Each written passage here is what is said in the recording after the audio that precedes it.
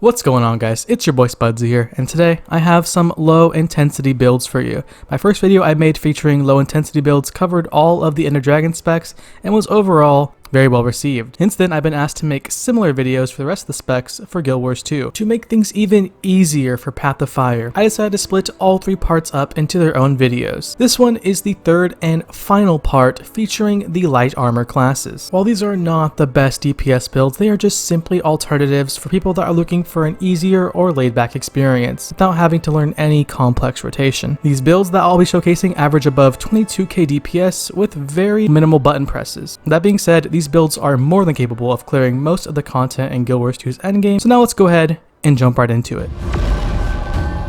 The Mirage runs a mix of Viper's and Rampager's gear, as well as Rampager's accessories.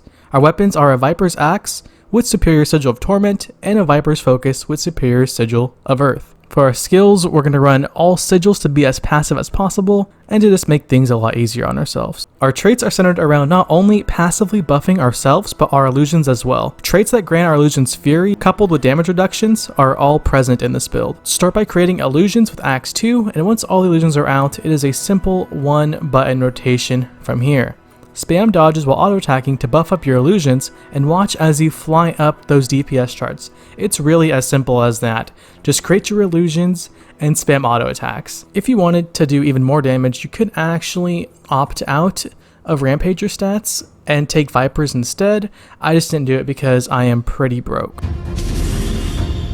The Scourge runs full Viper's gear with Nightmare runes. Our accessories are Vipers as well, with our weapons being a Viper's Scepter and a Viper's Torch, with Superior Sigil of Torment and Superior Sigil of Bursting. For our skills, we take a couple of Signets, a Minion, and the Elite skill, Plaguelands, to help out with our DPS just a tiny bit. For our traits, we take the pretty standard condition build that you would see on a Necromancer. All these traits are ranging from extra condies on skills that we already use to passive condition damage bonuses. For our rotation, go ahead and start by using your Elite skill. Immediately use your F5 to hop into Shroud and start spamming those auto attacks. By doing this, you will reach around 20k DPS, but if you just want a few thousand more, go ahead and add in Scepter 3 into the mix, as that will give you a couple thousand more damage. At first, your damage might seem pretty low, but over time it will ramp up significantly.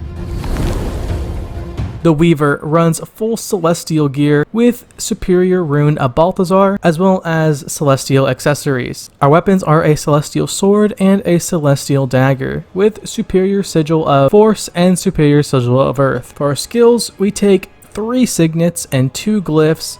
Our glyphs will summon minions that will do a bit of our damage for us, and the signets are, as you know, pretty passive, with some nice active effects added on. Our traits will allow us to use our signets and still retain their passives, as well as reduce their recharge time. On top of this, our other trait lines are going to enable us to do even more damage with our fire skills, which ties in nicely to our runes of Balthazar. Our rotation starts in primary fire and secondary air. Go ahead and summon both of your minions and pomp both of your signets, as well as weapon skill 3. Go ahead and do this on repeat as they come off cooldown, and that is going to be the entire rotation. If I'm being honest, this build and rotation is not that good. If you are an LI player or you just want an easy build, I would recommend to stay away from this build. The Weaver is one of the hardest classes in Guild Wars 2, and honestly, I just couldn't come up with a good enough LI build, so this is the best that I got. Regardless, this build sees peaks of 17k once all 4 of your minions are summoned. Obviously, this is probably one of the worst builds as compared to the others, but hey, a build nonetheless. Well, there you have it. Those are the rest of the low intensity builds featuring the Path of Fire specs. Now it's time to jump into those strike missions and impress all your friends with your awesome new builds. If you enjoyed this series and want to see more, let me know down below by leaving a like and a subscribe. If enough of you are interested, a Heart of Thorns version could be coming very soon. Thank you all so much for watching, and I'll see you in the next one.